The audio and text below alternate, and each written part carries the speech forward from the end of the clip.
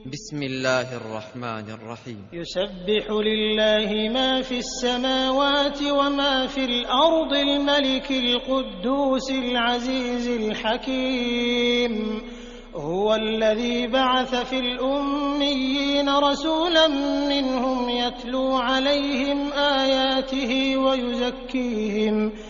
ويزكيهم ويعلمهم الكتاب والحكمة وإن كانوا من قبل لفي ضلال مبين، وآخرين منهم لما يلحقوا بهم وهو العزيز الحكيم. ذلك فضل الله يؤتيه من يشاء والله ذو الفضل العظيم.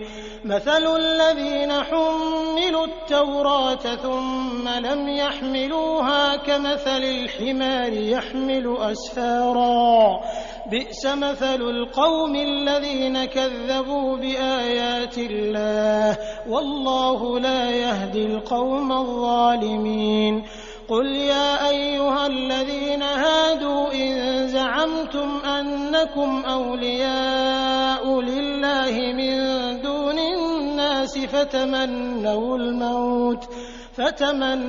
الموت إن كنتم صادقين، ولا يتمنونه أبدا بما قدمت أيديهم والله عليم بالظالمين.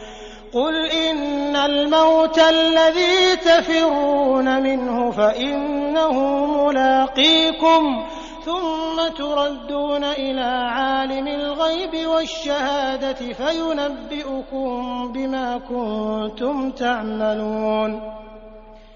يا أيها الذين آمنوا إذا نودي للصلاة من يوم الجمعة فاسعوا إلى ذكر الله وذروا البيع، ذلكم خير لكم إن كنتم تعلمون.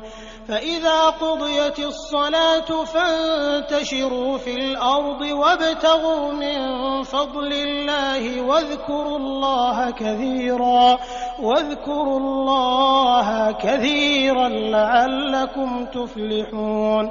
وإذا رأوا تجارة أو لهوا انفضوا إليها وتركوك قائما، قل ما عند الله خير من اللهو ومن التجارة والله خير الرازقين.